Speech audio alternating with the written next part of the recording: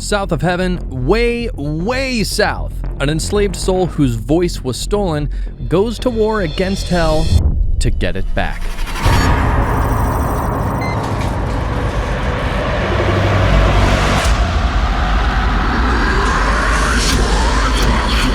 Here comes trouble!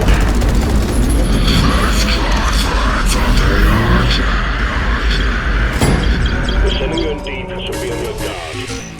Good hunting, Stalker. First-person shooters are like comfort food to me. Easy to love and feel great to play, but Metal Hellsinger managed to spice things up here in some seriously cool ways. It's a rhythm-based FPS where you get rewarded for killing demons, flying around its levels, reloading, and getting glory kills on the beat of its music. It's actually something I've done in the past when playing other FPS games like Doom 2016 or Eternal with Mick Gordon's amazing tunes ripping in the background just because it felt badass. But here, that's the whole point, guys, and it is incredible. We're starting with the gameplay, and it partly takes a traditional approach that any FPS lover will immediately feel at home with. There's a bunch of killer weapons that each have their own ultimates, linear levels with some kick-ass arenas to fight in, and a boss fight at the end of each level. It also only gives you 1 life per level and doesn't have regenerating health, so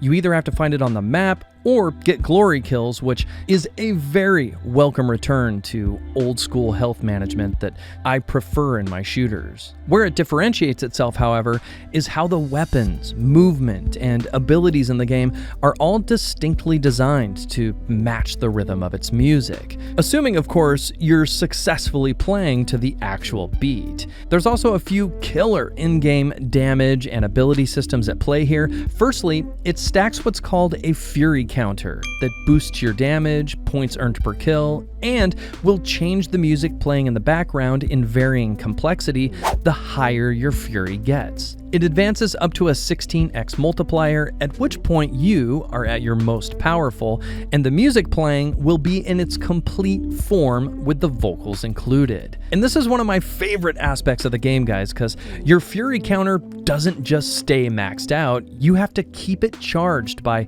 continuously moving and killing. And if you take damage or shoot off beat, it'll significantly reduce it. So it's all about getting into the groove and dashing and flying around the levels and slaying to the rhythm of the music. On top of the fury counter, you get a bunch of perks you can unlock and upgrade by completing arena challenges that will unlock after beating each level, which were really fun. And they included a hit streak counter and combos that you can execute, which will give you extra perks the longer you stack hits and actions to the beat of the music. They call these hit streak perks boons, and these boons add some cool effects in-game that allow you to be way more effective. For instance, one boon gives your glory kills some added explosive damage to them that has an AoE. Another boon increases the rate at which you gain fury and reduces how quickly it decays, and others add damage to your dash or will charge your ultimates faster, and so on.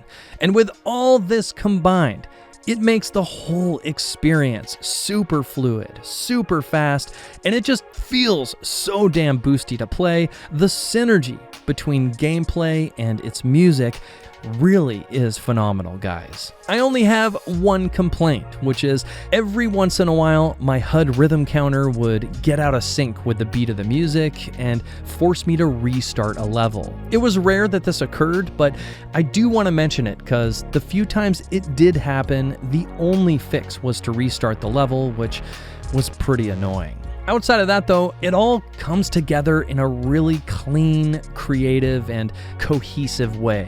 And despite what's a pretty short campaign running at roughly 6 hours in length, it's extremely addicting with some great replay value. I've easily put in more than 20 hours since completing the campaign for the first time, completing arena challenges, and replaying levels to get higher scores. I'm giving gameplay 5 out of 5 stars.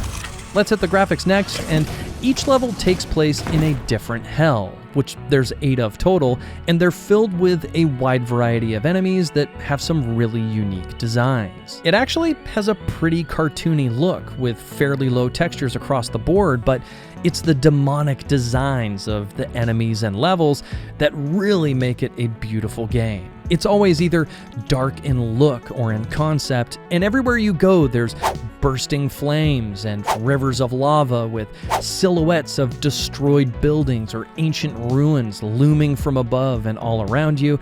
It looks like what you'd imagine hell might be like, and although it doesn't push any boundaries graphically, the aesthetic fits the story, the gameplay, and its music perfectly. I'm giving graphics 4 out of 5 stars. Speaking of story and music, let's hit those next, starting with the audio and the soundtrack, guys. The soundtrack is so damn good. The music was composed by Two Feathers Studio, which is a composer duo from Sweden who specializes in darker themed video game music, and there is no exception here. They've written a killer metal album that literally sets the tempo of the game, and if that wasn't badass enough, they were also able to bring in some of the genre's most notable and talented vocalists to sing over each song. It features Michael Stein from Dark Tranquillity, Alyssa from Arch Enemy, Tatiana from Jinjer, Matt Heafy from Trivium, Serj from System of a Down, Randy from Lamb of God, and some of my personal favorites, James Dorton from Black Crown Initiate, Bjorn from Soilwork, and Dennis from Refused. Every song is badass, guys, and it's pretty incredible they were able to pull together such an amazing cast of vocalists here. Between the excellent tracks written by Two Feathers and what each singer brought to the table for their song, it makes Metal Hellsinger stand out among the rest and is really something special. And that gets complemented by some incredible sound effects in-game and some cool character narrating during cutscenes, so I'm giving audio 5 out of 5 stars.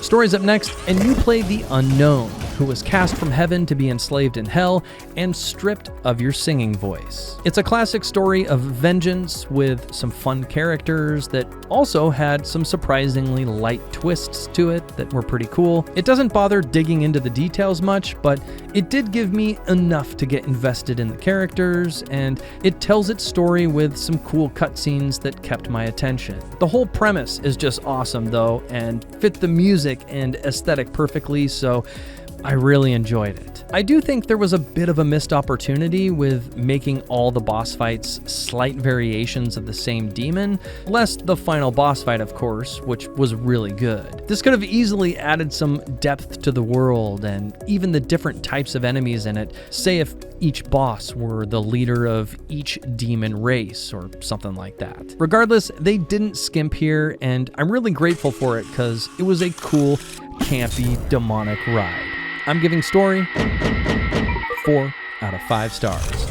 Settings are up, and let's start with the key rebind ability, which is great. WASD, ESDF, and mouse and numpad can all get rebound without issue, and your mouse sensitivity is located in here as well. Video and graphics are next and are both located under graphics. Video settings were good, and you'll find resolution options down at the bottom here. For graphics, you get a decent list of options to tweak for performance or quality, and I didn't see any issues here. Audio's up next, which is located under gameplay, and you get all the dials you need to make the mix you want. And if you're like me and don't like having subtitles on during cutscenes or in-game, I do recommend tweaking the music and sound effects volume a little, because the voices can sometimes be a bit hard to hear with everything turned up. Certain character voices are set pretty low in the mix and have a lot of effects on them, which can make it hard to understand what the hell they're saying sometimes. But I easily solved this by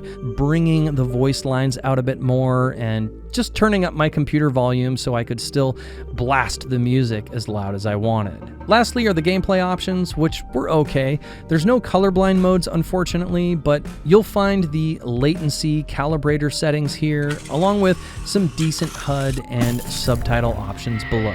I'm giving settings 5 out of 5 stars. Let's give it a final score, guys, and Metal Hellsinger manages to impress not only by delivering a killer traditional FPS experience, but it's also so much more than that. It's innovative in ways I've never seen done in the genre, and even if you're not a fan of metal music, Its outstanding soundtrack makes the gameplay incredibly addicting to play. I'm giving it